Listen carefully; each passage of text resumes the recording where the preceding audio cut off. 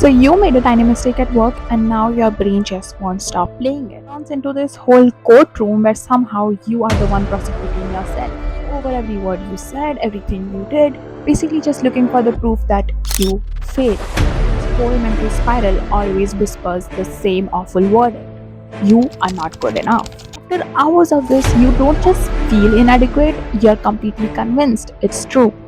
This isn't just about having a bad day, it's a hidden psychological trap, a vicious cycle that quietly messes with your own happiness and your potential.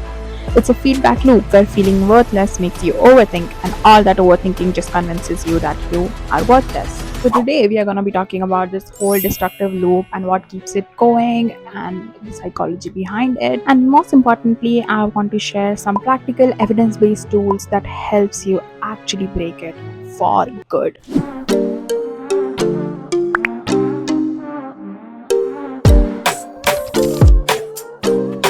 To break out of a trap, you have to understand how it's built first. This isn't just a simple case of thinking too much, it's a structured, self feeding cycle that works on one foundation: how you see yourself. The first piece of this is built on something called in psychology as contingent self worth.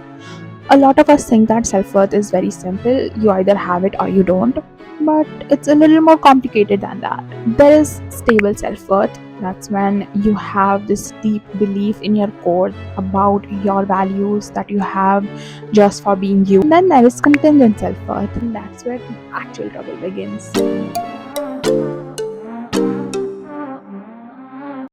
Contingent self worth means your sense of value is super fragile because it depends completely on the outside stuff, and it's a total roller coaster. You feel great about yourself when you get a compliment or a promotion, but your self worth crashes in seconds the moment you get criticized or make a mistake. And when your value is tied up to your performance and what other people think, your brain basically goes into this 24/7 alert mode, and you're always scanning for cues. Am I doing okay? Do they like me? Did I make a mistake? So, this high alert state is like a fuel for the second part of our cycle.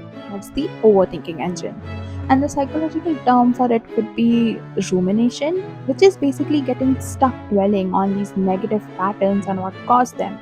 And this is not actually problem solving, it's just a hamster wheel for negative thoughts. When your self worth feels so fragile, your brain turns into a protection mode. So you start reading too much into things, even a small comment feels like a criticism, someone's late reply feels personal, and you start overthinking things that are not in your control.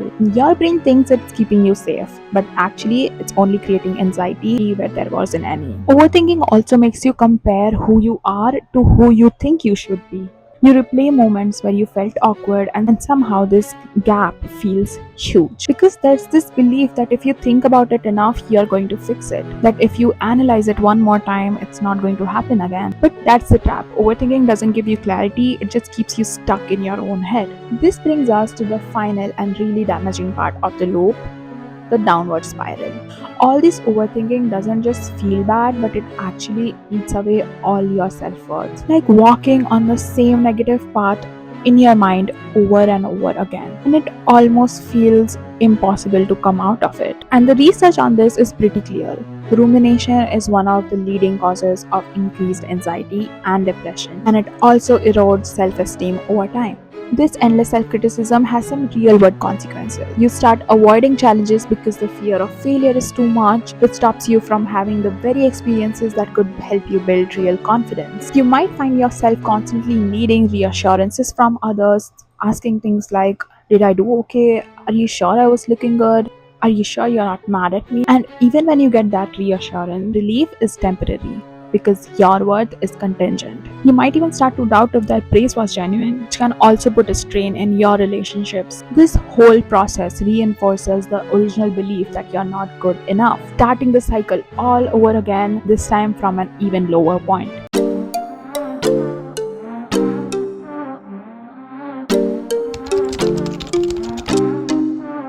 Does any of this feel painfully familiar? Just noticing the pattern is the first and the most powerful step towards breaking it. So ask yourself these questions and be honest with yourself.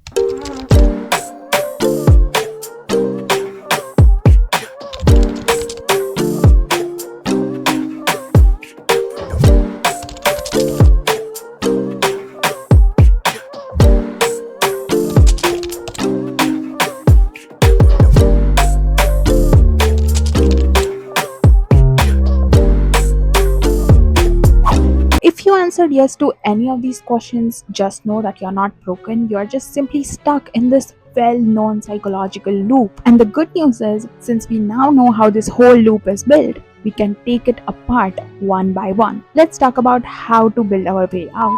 If this whole vicious cycle idea is hitting home for you, maybe consider subscribing because we talk about a lot of topics that you might be interested in and might find them useful.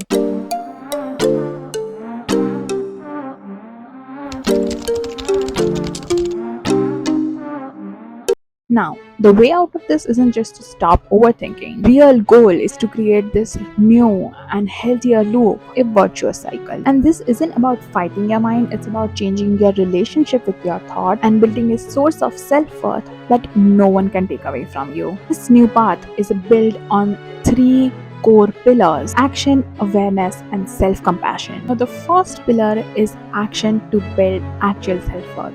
Contingent self-worth is built on this very shaky ground, what will other people think, but stable self-worth is built on a solid foundation of self-trust. And you build trust with proof. You have to give your brain actual evidence that you are capable. And this is where a very small, simple but powerful idea comes in from behavioral activation, which basically means you do small meaningful things, especially when you don't feel like doing it. Don't wait to feel confident to get started.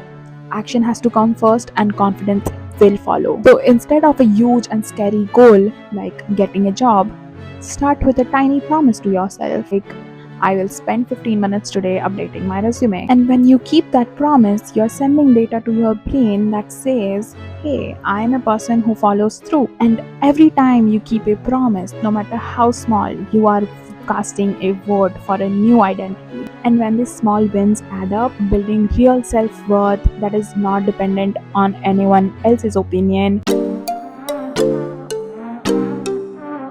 And the second pillar is awareness to challenge the overthinking engine. You need to become a detective of your own mind, watching your thoughts without accepting them as facts. And your first skill here is cognitive reappraisal. So when your inner critic starts up, you sounded so stupid in that meeting. Don't just accept it, pause, look at it from a distance, ask yourself, is that 100% true? The second skill is to actually challenge the belief that overthinking is actually helping you. The next time you feel yourself getting stuck in that loop, just label the process. Because as I always say, by naming it, you create a distance between you and the thought, and that distance gives you clarity. The third and the final pillar is upgrading your emotional toolkit with self-compassion. Self-compassion is an antidote. It's a simple practice of treating yourself with the same kindness you would treat a good friend. Instead of beating yourself up, ask this: what would I say to a friend who was going through this? You might offer some perspective, encouragement, a little bit of humor.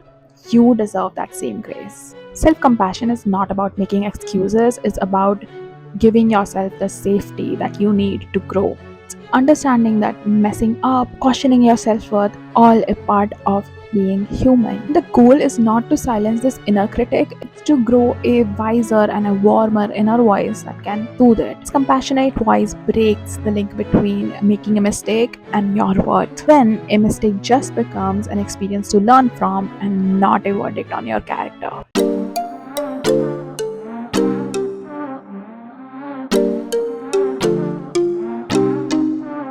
The cycle of low self-esteem and overthinking can feel like a life sentence, like you're trapped in a prison inside your own mind. But it's not, it's just a feedback loop, and some things that are learned can be unlearned. We have looked at how this vicious cycle works.